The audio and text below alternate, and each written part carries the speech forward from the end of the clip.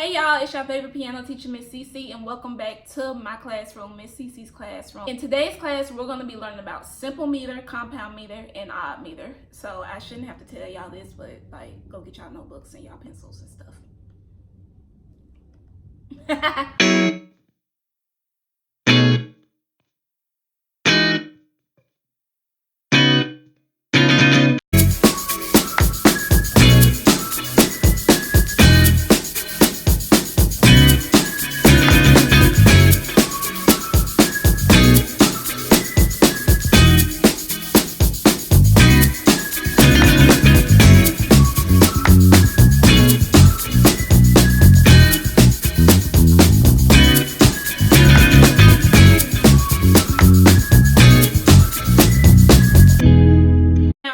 Should remember from a couple of classes ago, we learned about what a time signature is.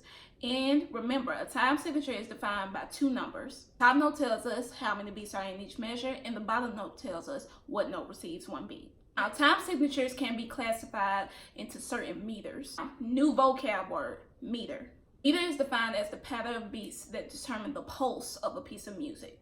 Now, the number of beats per measure determine what your meter is going to be. You can have a duple meter, or a triple meter, or a quadruple meter.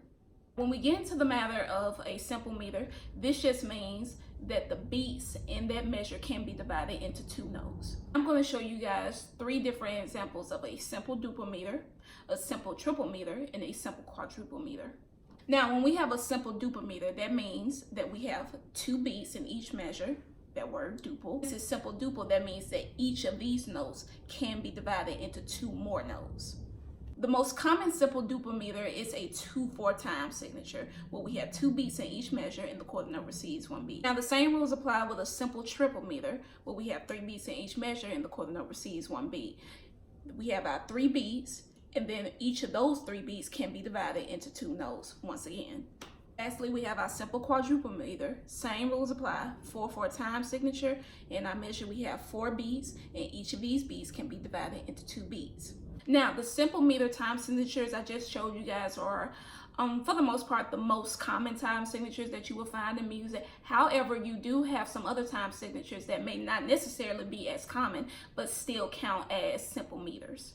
So, for example, you have here 2/2, 3/8, and 4/2. Now, with our time signature of 2/2, 2/2, you have two beats in each measure, and the half note receives one beat. 3/8, three beats in each measure, and the eighth note receives one beat. And then 4/2, four beats in each measure, and the half note receives one beat. However, these are still simple meters, and you want to know why? Because whenever something is in simple meter, there will always be a 2, a 3, or a 4 in the top number of the time signature. That will always be, that will never change. Now, since beats in simple meter can be divided into two beats, with compound meter it's a little different. Compound meter, the beats can be divided into three beats. Now, just as we have our simple, duple, triple, and quadruple meters, we also have our compound duple, triple, and quadruple meters.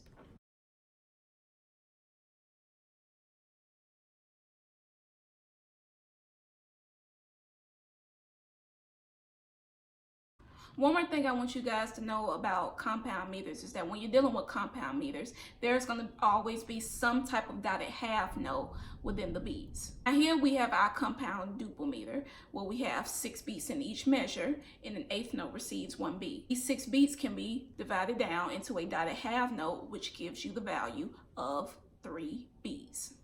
One more thing to remember, any time signature with a 6 as the top number is a compound duple meter. So it could be 6/2, it could be 6/8, it could be 6/4, doesn't matter. It's in compound duple meter.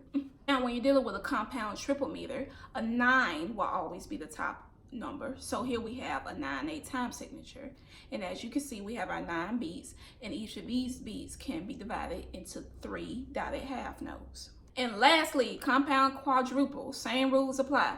We have our 12 beats in this measure, and each of these 3 beats can be divided and give us our 4 dotted half notes. And with compound quadruple, there will always be a 12 as the top number. Now, lastly, what we have to learn about is our odd meters. An odd meter is a meter that has a combination of both simple and compound beats. So certain common types of odd meters will be like 5/8, 7/8, 10/8, 11/8, 8/8, you know, like 8/8.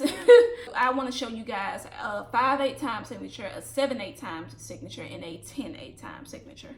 Now here we have our measure with a 5/8 time signature. Our 5/8 time signature, we have 5 beats in each measure, and the eighth note precedes 1 beat. And here we have 1 simple beat and 1 compound beat.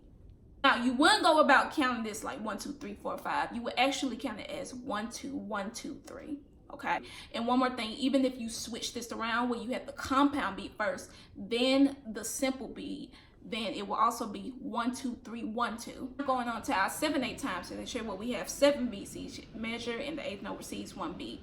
And here we have 2 simple beats and 1 compound beat. This is a total of 3 beats. However, since it's 7 beats in each measure, you would count as 1, 2, 1, 2, 1, 2, 3. Or you could switch it around. It really doesn't matter the order that you decide to put these notes in, as long as it equals 7 beats. Lastly, we have our 10/8 time signature, 10 beats in each measure, eighth note precedes 1 beat, and we have 2 compound beats and 2 simple beats as well. So how we go about counting this? 1, 2, 3, 1, 2, 3, 1, 2, 1, 2, 1, 2, 3, 1, 2, 3, 1, 2, 1, 2. Now let's review what we learned today. We learned about simple meters, compound meters, and odd meters. We learned that simple meters and compound meters have some type of variation between a simple duple or triple or quadruple. We learned that simple and compound meters have some type of variation depending on whether it's a duple meter, triple meter, or a quadruple meter. Learn about the different types of odd meters that we have and how we go about counting those odd meters. Now, if there's anything that you guys felt that I skipped over, or if you had any other questions pertaining to today's lesson, do not be afraid to comment or to get in contact with me. I'd love for you guys to ask questions. Until the next time we meet again, remember, be kind to yourself, be kind to others, and go practice. Bye.